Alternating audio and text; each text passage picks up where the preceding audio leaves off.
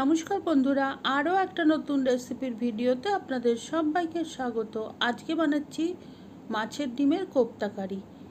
এই সময়ে বাজারে প্রচুর পরিমাণে মাছের ডিম পাওয়া যাচ্ছে, আর মাছের ডিম কিন্তু শরীরের জন্যে অনেকই উপকারী। এতে প্রচুর প্রোটিন আছে আর ওমেগা 3 ফ্যাটি অ্যাসিড আছে বলে এটা অল্প পরিমাণে খেলে হার্টের জন্যও ভালো। কিন্তু অনেকেই মাছের ডিমের একটা আষ্টে গন্ধের জন্য এটাকে খেতে পছন্দ করেন না। তারা একবার এইভাবে বানিয়ে দেখতে পারেন, আশা করি ভালো লাগবে। তো আসুন দেখে নিই রেসিপিটা। কড়াইতে জল গরম করতে দিয়েছিলাম অল্প লবণ হলুদ দিয়ে, আর মাছের ডিমটা আমি এর মধ্যে দিয়ে দিয়েছি। আর এই রকম ফুটে উঠলে গ্যাসটা অফ করে দেব, আর মাছের ডিমটা জল থেকে ছেঁকে তুলে নেব। আর দেখতেই পাচ্ছেন মাছের ডিমটা কিন্তু পুরো সেদ্ধ করিনি, শুধু ওপরে একটা হালকা কালার চলে এসছে। এখন জল ঝরিয়ে রেখেছি আর এটাকে আমি ঠান্ডা করে নেব। এখন যেহেতু প্রচণ্ড গরম, প্রায় আধ ঘন্টা বাদে আমি এসেছি, আর ডিমটাকে ভালোভাবে মেখে নেব। ডিমের ভেতরটা কিন্তু এখনও কাঁচাই আছে, পুরোপুরি সেদ্ধ করে নিলে হবে না। সেক্ষেত্রে ডিমটা শক্ত হয়ে গেলে এইভাবে মাখাও যাবে না, আর বড়াটা খেতেও ভালো হবে না। তো সব কিছু আমি ভালোভাবে মেখে নিয়েছি। এখন দিয়ে দিচ্ছি দুটো মিডিয়াম সাইজের পেঁয়াজ, পাতলা পাতলা করে কুচি করে রেখেছিলাম সেইটা, আর 8-10টা কাঁচা লঙ্কা কুচি করে রেখেছি সেটাও দিয়ে দিলাম। লঙ্কার পরিমাণটা আপনি যেরকম ঝাল খান সেই হিসেবে বুঝে দেবেন। দিয়ে দিচ্ছি লবণ, লবণটাও বুঝে দিতে হবে, কেননা আগে আমরা সেদ্ধ করার সময় লবণ দিয়েছিলাম। একটুখানি লঙ্কার গুঁড়ো দিলাম, এটা চাইলে আপনি স্কিপ করতে পারেন। আর বাইন্ডিং এজেন্ট হিসেবে দিচ্ছি একটু বেসন, 4 বড় টেবিল চামচ বেসন দিয়েছি, আর ভালোভাবে মেখে নেব। এই বেসনের পরিমাণটা কম বেশি লাগতে পারে, আপনি কীরকমভাবে জল ঝরিয়েছেন মাছের ডিমের সেই অনুযায়ী আপনি নিজেই বুঝতে পারবেন কতটা বেসন দিলে বাইন্ডিংটা আসছে।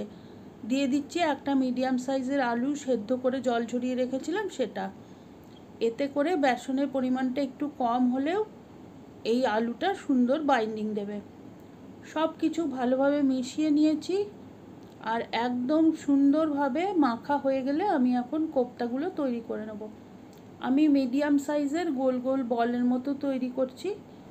বলের সাইজগুলো সম্পূর্ণই আপনার উপরে নির্ভর করছে, তবে খুব বেশি বড় করলে ভাজা হতে অনেক বেশি সময় লাগে বা ভেতরটা সহজে ভাজা হতে চায় না।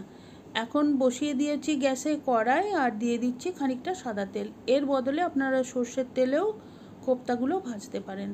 তেলটা গরম হতে দিয়েছি, একটা ডিম ভালো করে ফেটিয়ে নিয়েছি, আর তার মধ্যে বলগুলো ডুবিয়ে নিয়ে ভাজতে দিচ্ছি।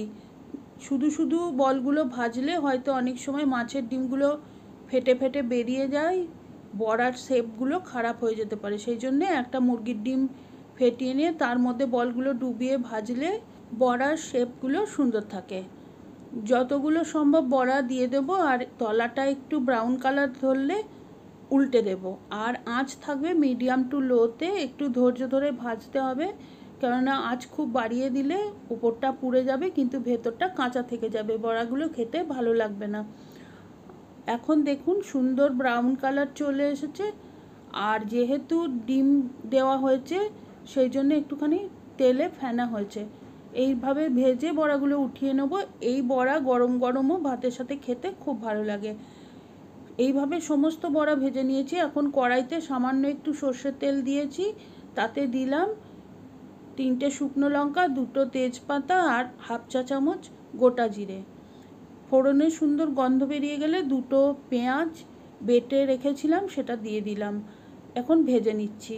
পেঁয়াজ আপনারা কুচি করেও দিতে পারেন, তবে বাটা দিলে ঝোলের টেক্সচারটা ভালো হয়।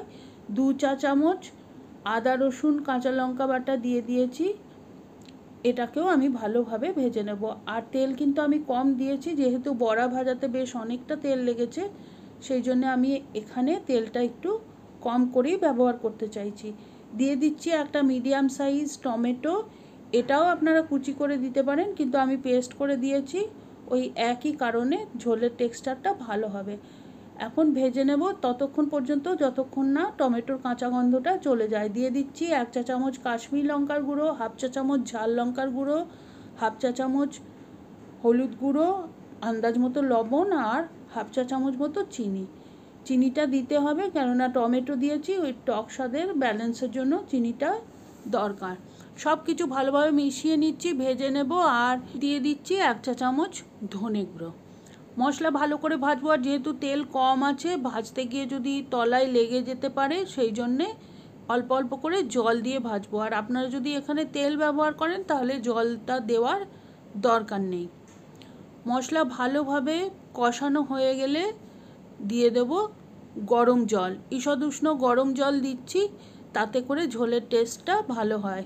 আপনি যদি এই তরকারিতে আলুর ব্যবহার করতে চান তাহলে আগের থেকে ভেজে রাখা আলু এই পর্যায়ে ঝোলের মধ্যে মিশিয়ে দিতে পারেন। আমি এখানে দিচ্ছি না, শুধু 4টে চেরা কাঁচা লঙ্কা দিয়ে ঢাকনা দিয়ে দিচ্ছি যতক্ষণ না জলটা ফুটে ওঠে। 2-3 মিনিটের মধ্যেই ঝোলটা ভালো মতো ফুটতে আরম্ভ করেছে। এখন দিয়ে দিচ্ছি হাফ চা চামচ গরম মশলা গুঁড়ো আর বেশ খানিকটা ধনেপাতা কুচি। সব কিছু ভালো করে মিশিয়ে নিয়ে এখন আমি দিয়ে দেব ভেজে রাখা মাছের ডিমের বড়াগুলো। বড়াগুলো ভালোভাবে ঝোলের মধ্যে ডুবে যেতে হবে, আর ঝোলটা একটু বেশি বেশিই রাখতে হবে কেননা বড়াগুলো বেশ খানিকটা ঝোল কিন্তু শুষে নেবে। তো যেহেতু আমরা তরকারিটা একটু ঝোল ঝোল করতে চাইছি, সেই জন্যে এখন আমি ঢাকনা দিয়ে গ্যাসটা অফ করে দেব। আর 10 মিনিট বাদে পরিবেশন করব এই দারুণ স্বাদের মাছের ডিমের কোপ্তা কারি। আপনারা বাড়িতে অবশ্যই একবার বানিয়ে দেখবেন, কমেন্ট করে জানাবেন কেমন লাগলো। আর রেসিপিটা ভালো লাগলে please like, share and subscribe my channel.